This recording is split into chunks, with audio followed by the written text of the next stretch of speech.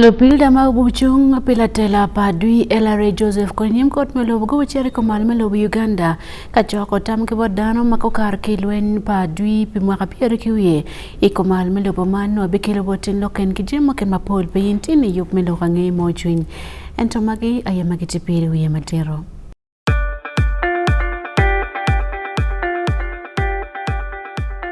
At least the one thing for now we can all agree on is the soap to use.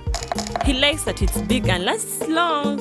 Anti-economy. I like that it keeps my skin smooth.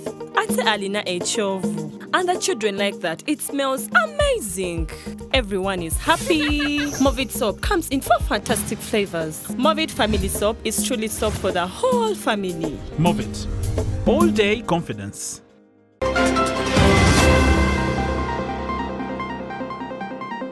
Lopilda pa Joseph Kony nimkot mewilobo man ICC gubuchere komal melobo Uganda kanywako tam kidano mabalo time komgim.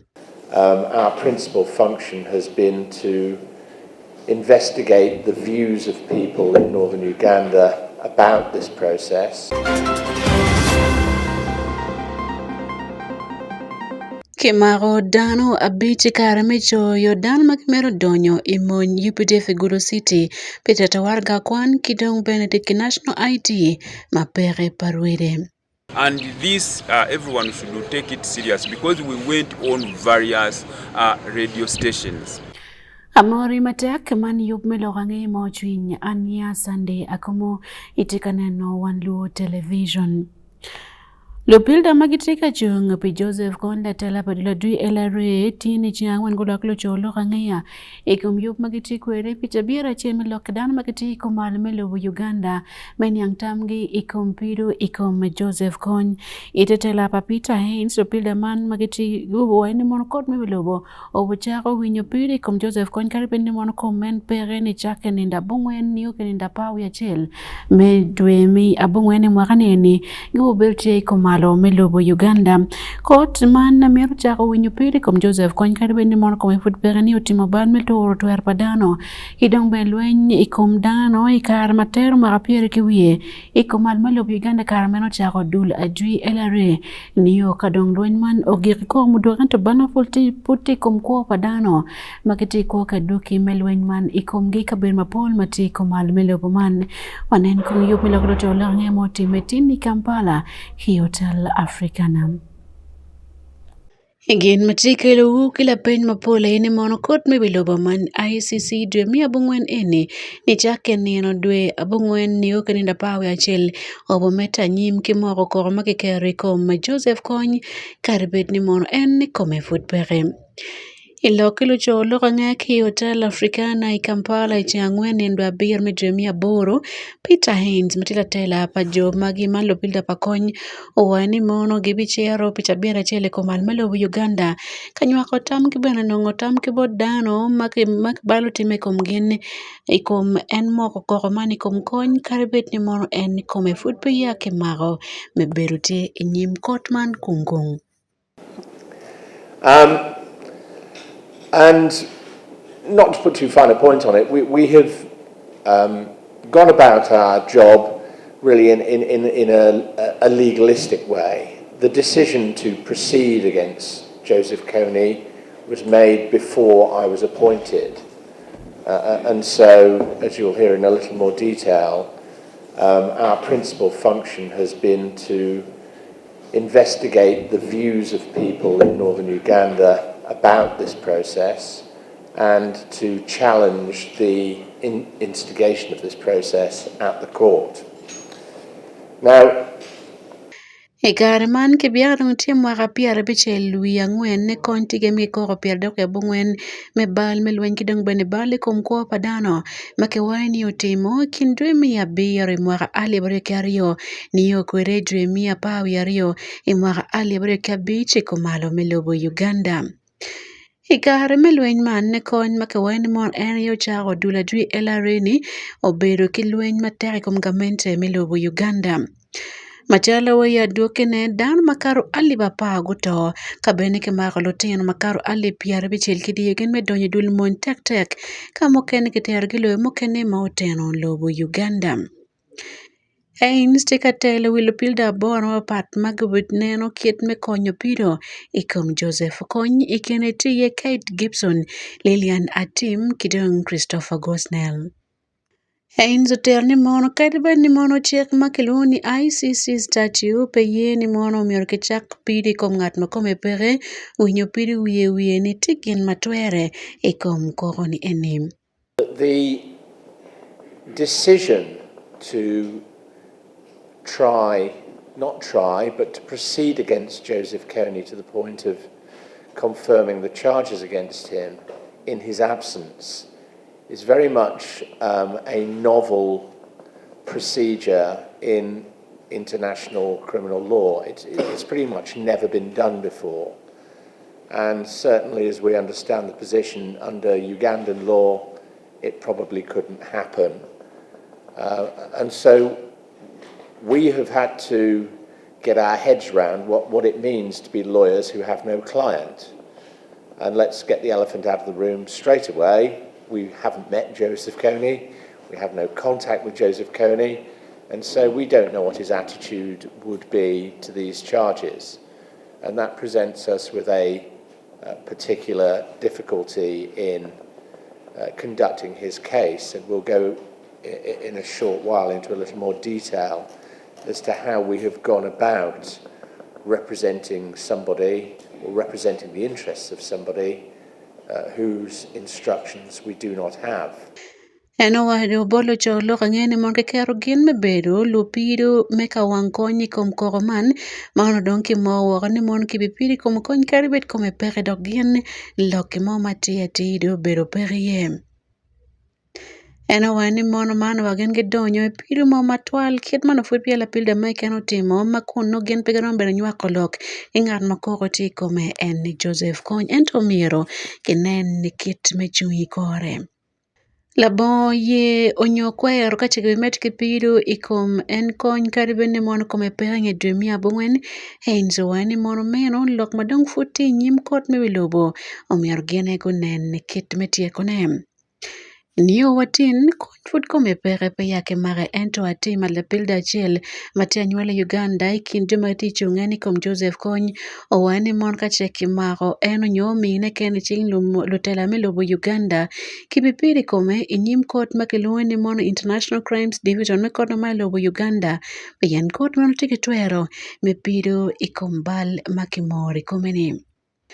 Uyupo ni mono idremia chel me mwara ali abre kangwen gamente me lobo Uganda ocho warga bot ICC me penyo ni mono kengo kwe lokman pian gen gitamu nendong kero gipere macha lobo Uganda metia ko lokman koar kikore. Mwara chel ngeye imwara ali abre kia beach ICC yomi warga maya mak pekony ingenongin mono chadente moromo makitwero piru ye kum en.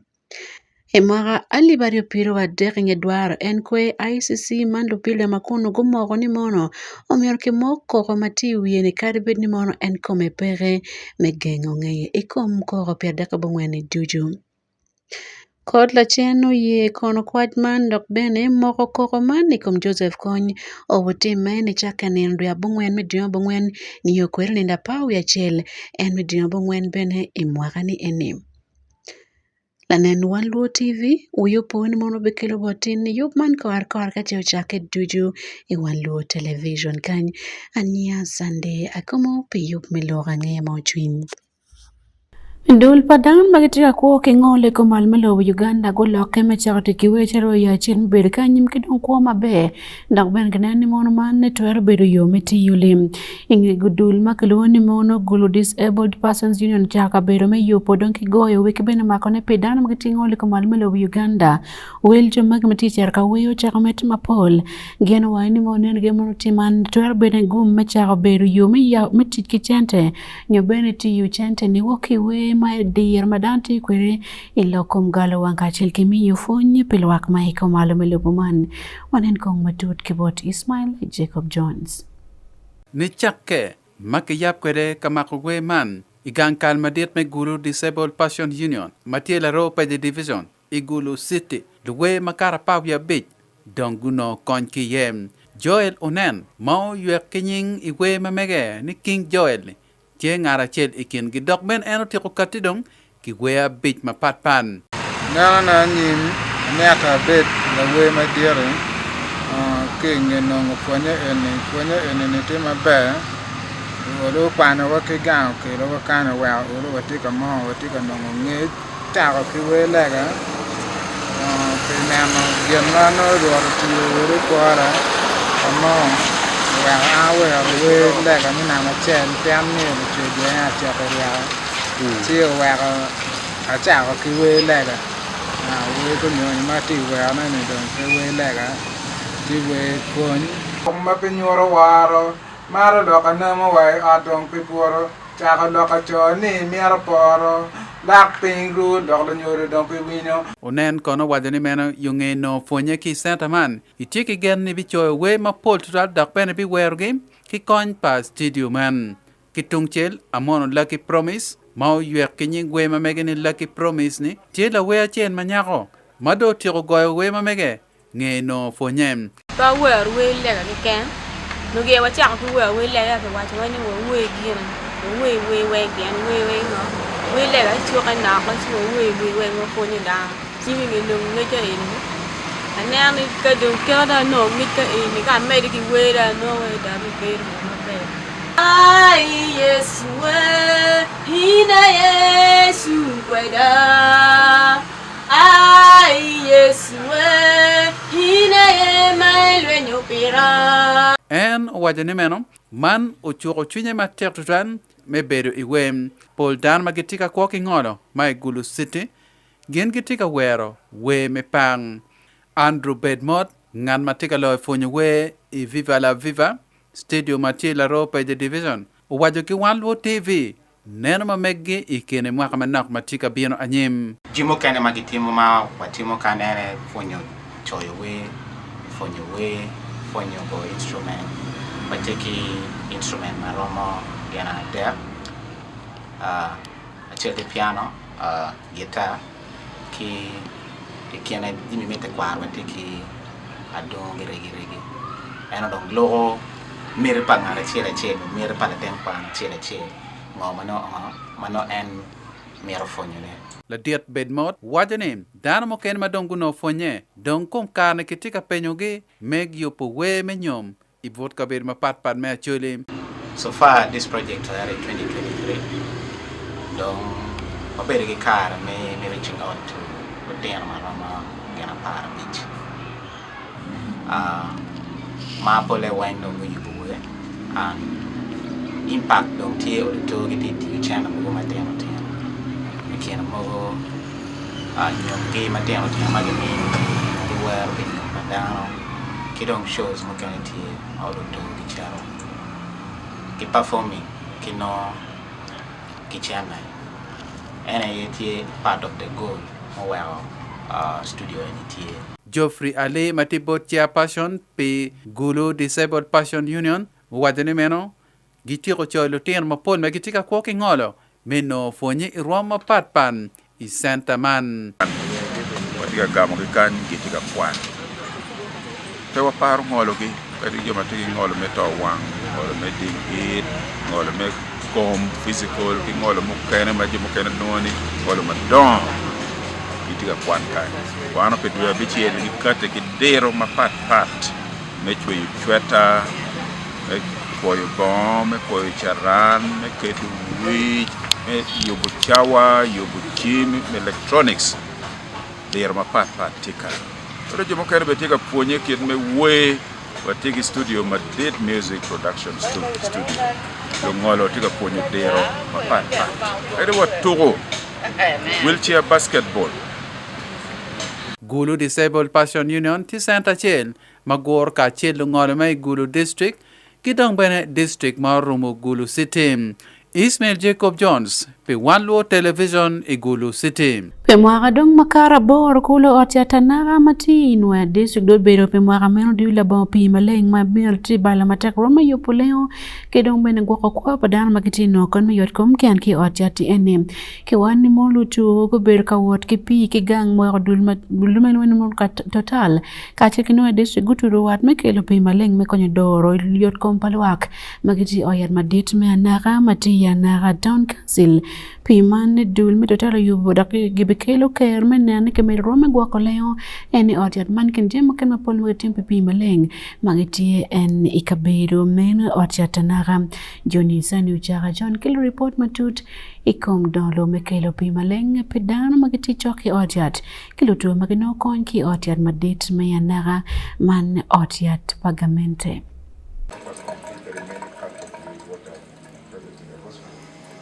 Their words, they have done it, now we have commissioned it. And this is a big achievement, we want to thank them so much.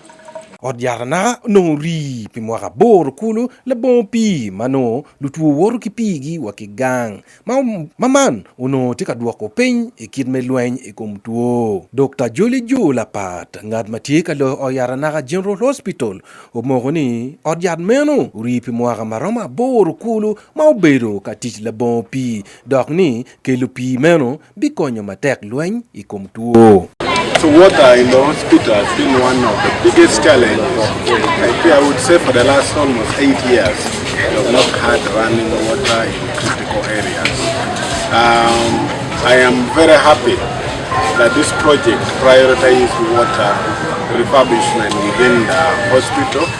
As I talk right now, they have worked on mostly the water connections within the hospital, going to the main wards, the operating theaters, and the critical units that needs water.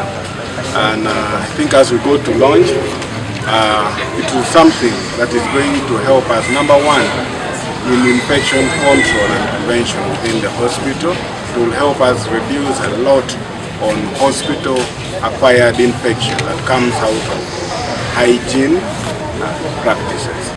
Emmanuel Rajwan koma beach menua district wajuni tutiman pire tek bolwak menua ya dok piyot kom. We are so grateful that when I made a request 2023 for this function to be held in Noya for the first time out of the 14 districts, the company, PAU, accepted our request, and here we are. We have begun to reap the fruits of this great moment. We thank you that even when we made the request in our first meeting about the water project at the hospital, that had reached about 70% as our initiative as a district, the company accepted to come and help complete the remaining bit. We thank you for doing what has not been there for the last 8 years. This is a great achievement, and may God bless you so much. Chan piu no beru perma diri Oyaranaga kidma DG Christopher Omara menua district wajokany. When I came here in 2022, I realized that one of the biggest challenges in the hospital has actually been water supply. And the women were complaining, the children were complaining, the leaders were all complaining, and there was no proper running water. And today, we have seen it for ourselves, and we are going to launch it.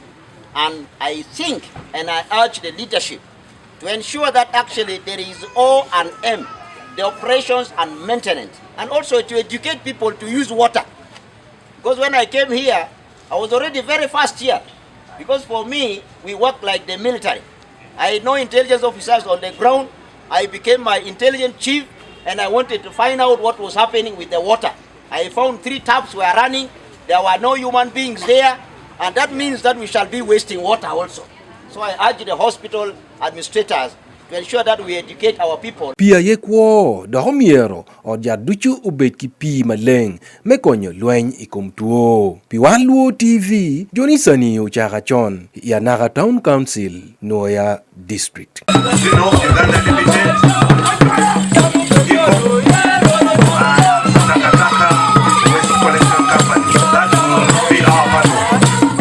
Afoido chole neno report mo akibot Johnny Sani Uchaga John.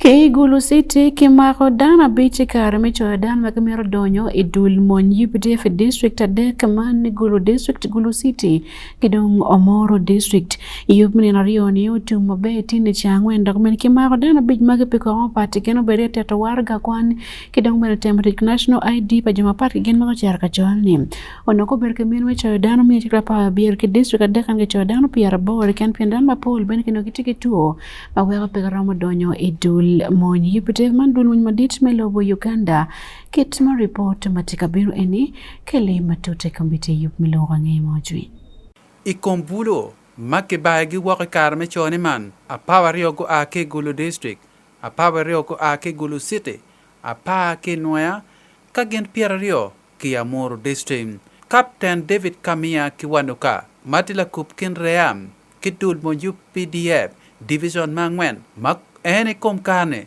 tiga tich machara public information officer piti mabichele magitika choyo dulmon UPDF district mekomalo me Uganda. Arrest which has been ongoing, or you have seen, it is due to forgery of academic documents. And this, everyone should take it serious because we went on various radio stations around the districts announcing some of the issues that people should not come with or along at the recruitment center.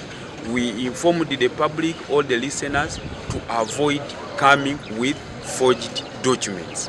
So wherever you see an arrest within the area, just know that those are issues. En Otero, pingo dan makara piara bichel, choyogi idul mon UPDM, ulo ne wagam. The area that within Gulu City, Gulu District, and then Omoro District, our target was 117, but we managed to at least get around 78 successful candidates. Enemy la bolleni Igulu district dano pier bichel verio no kichwalo nyingi wong ento dano pier deko bichel kiken ene gu karme chone man Igulu city dano pier rio wia bichel manyingi no kichwalo wong ento gena paw ya bich kiken ene kichoy kai noya district dano pier rio wia bor ki katiki nyingi enta paw ya rio kiken goene gun gu karo ka bichel mukene pegen gu bien ka chone meno ka mor dano pier ngwen no nyingi tie ento gena paw ya bichel kiken ene gu karo kon gena ngwen mukene pegu berutie I church man. From Gulu district we continued with Gulu city. Our target in Gulu city shortly said we had the 26 but 15 we are successful candidates that will join UPDF. The rest we had issues of 05 who never reported, then 06 had a problem of medical unfit. Still the same issues that are recurring from one district to another. Now here we found within Gulu City we found some individuals, about 6, with the problem of short-sightedness. Others had hepatitis B, and also some others had the issue of what? Had the issue of ringworm. So those ones, the few were left out. La det kamia wadini mene kara me yup me chone binenario mau time peje stadium mi ki mako bene dana bich mau no gen ku bine ki warga kwan ma ki ter ateram ikin ge dana rio ake noya ka dek ake Amoro district have 16 who have successfully passed the UPDF medical examination. 04 not reported, 08 disqualified due to medical unfit, still all falling under the cases already mentioned. At least 07 no academic papers, 02 no national ID, and 03 issues of forgery, totaling to 16 only who have basically succeeded. From here, tomorrow we shall be proceeding to other areas. This week like Chitigum, then from Chitigum for some days we shall cross to Lira for some days and again proceed to to Kabera Maido still to conduct the same exercise. Yup me choyo dano idul mon UPDF machalo lumon mukene ni kidong professional ibut kabir mapat me kumada me Uganda matie te team me abichele bi me de chia bichi kit gum district ma piagu loke kabiru mugume lao chap region. Ismail Jacob Jones pe Wan Luo television Igulu City. Ilawang'eyo makar kama pat kilo Uganda lo diro gamentar lo bogana goto chan motime kar ma helicopter man dege matika war kwero pore cha dek mano biro minister pe lo kombe ber kedongo minister pe kabero ma urumo wa ket mana lok pagamente Julius Debra war ker bolo cho lo hangaya kidong kar ma lo kelo akio diko meche angwen tinene onen kong report man kipere tere duju. Minister pe bebedo Edward Omane Bohama kidong minister pe lokom kaber marumwa science kachel ki technology man Ibrahim Mutala Mohammed mahane piare biguto ikar madeko poro malupe kilok pa chief of staff Julius Debra. I have the unpleasant duty, sadly, to announce a national tragedy involving the crash of a military helicopter this morning around the Adansi area in Ashanti region. Government regrets to announce the demise of the following persons in the tragic crash. Dr. Edward Kofi Omane Boama, Minister for Defense. Alhaji Dr. Ibrahim Mutala Mohammed, MP, Minister for Environment, Science and Technology. Dege helicopter makiluoni mono zina nini otinyo lutichi dega dekilu water beach ikar ma opore kabir ma oberu bunga ni yaki Accra mechere tan makiluoni mono obwasi pi yub ma mono kitikwere mejo kototlon mengome wiyali malupe en kilok pagamente petikin ngati meken ma oloyo eni chan metekeni kom lili ya bor ke kwanyo ki ngiri pa dege manga kichwalo I Accra ichanduk liele maki ruko nyoben kiboy kome ki bandera milobo Ghana. Choti kero yup kono megamo komgin ibadege pamonye matie eni Accra kuno.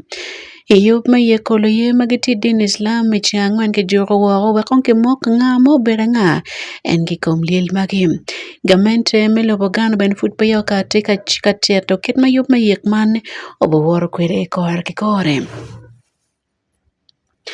Loloch foot pa yago mo kelo awan man ento lumon milobo Ghana ko wani mono kwedong kitiyo chakone wako tika wara nyima nyim. Dul maneno alala kama piny ilobo Ghana uyatino ko wani mon koto bichwe mapole dume aboro eni kabene kar mokene piny omar belo full foot chwale ikabero manoti bunga. Lufu makin party choki kabero kama dege man por yeko wani mon yodeko chon lufu ber matek dok bene dege man otok okarge ka wiki. Lachaden ne maoneno kir madege man por wer ki wayo wani mono dek no ber katok la ping tutwal dok no bene kot kilo futi mapol ichawa machane teme kwere pelo rangai mo chwinyi Wan Luo television ania Sunday Akumu.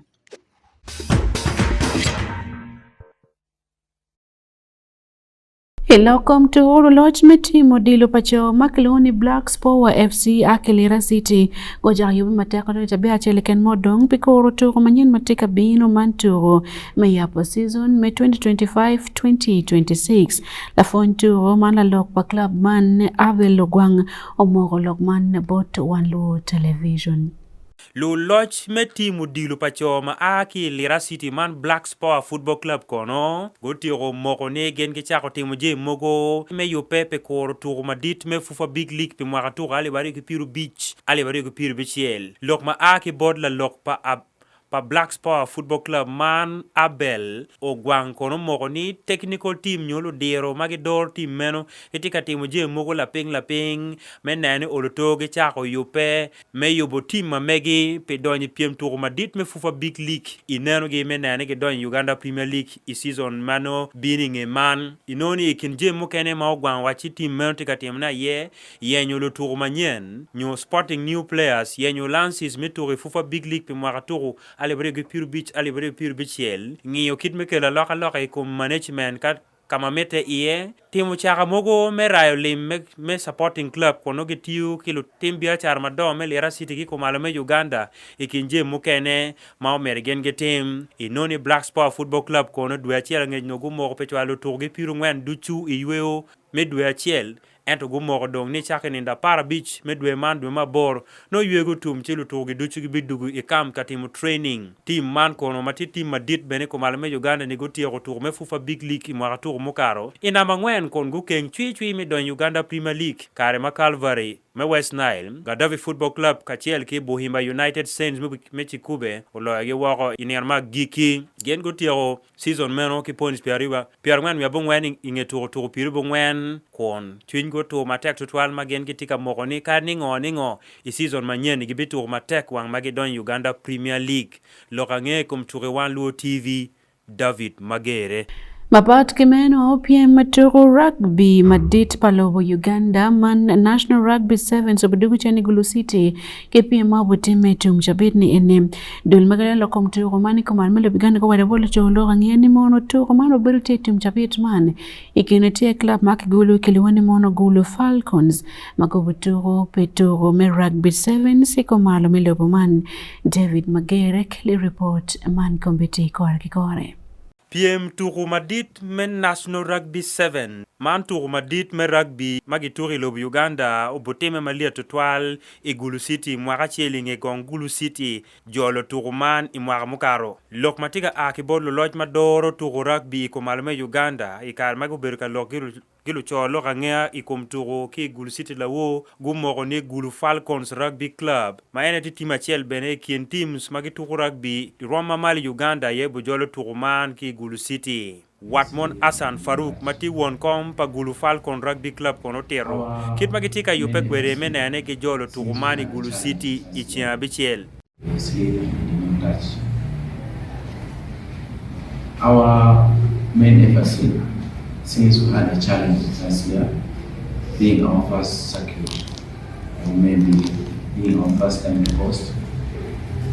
James Amako, Mathieu Wonkom, Padul, Magidol, Lok me rugby, Kumalame Uganda, Kwiji, Otero ni Turumano Bojolo teams, Maron Piari Wangwen, Magituru rugby Pamon Kicho, Mabene Ikine, Lodnen Turumaromo, Alibabichi Elmi o Alibabero, Yobo Beruti, Turumeno Macaro, Alibario, Mauberuti, Marmocaro, Iba Pejen. Blue Sevens, ye national event.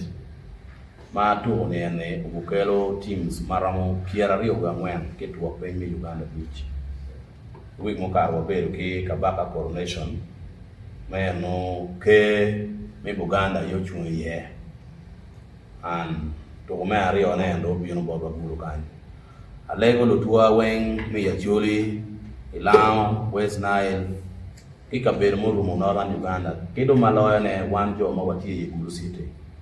Ni lutino wa matino mi Gulu City Falcons gen endong o yelo wi wa maro gukele watu o madieto don wa gang bo bakany olego ni wa mi chwa yeke wa konge Ikin team sa eno morgi kono eno morgi team pachoti ye Gulu Sprinters Gulu City Falcons ge Black Arrows kadung team maga agi vut kumalume Uganda mukene aye team pacho inoni ticket gum Lions lira Bulls kachiel ki lira Big Boys kadung team pamon ma agi kit gum magilwoni kit gum Queens teams die matia to one ke Gulu kan ma rom teams ade watie ge team pa nyer magilwoni ne Gulu Sprinters watie ki team pa wobe makelone Gulu City Falcons magente kien teams apari o madon loyo ke Uganda kidong watie ki team achiel makelone Black Arrows mabene team ma a Gulu bany mageno boto so wanyorne teams oti a Gulu ganyo boto ni teams ate kidong teams mogo moboa ke Northern Uganda magembe obien ka to ne tie ye Kidgum Lions magen a Kidgum tie ye Kidgum Queens ma eno team pamon ma aga Kidgum tie lera Bulls ma aga lera tie lera Big Boys ma bena aga lera en kono mogoni itugumeno welo ma wara beberu la wirwodi me acholi marwa David Unen achana Mario Alan Ubua mati kono ngat mangiyo kit me don tugu rugby ko malama Uganda kono legul wak ma Paul metiel kwot ketgi kon biek me jolo tuguman ti we chilling million piari wa dek magen bene ge mero rach ki bol lwa. It would be very nice to see people who are not already known to the community of rugby involved on Saturday and Sunday. As the chairman stated, there are several activities that will happen there for free, and these are part of the incentives to attract other people to come there. Lorange kumture Wan Luo TV, David Magere, Igulu City.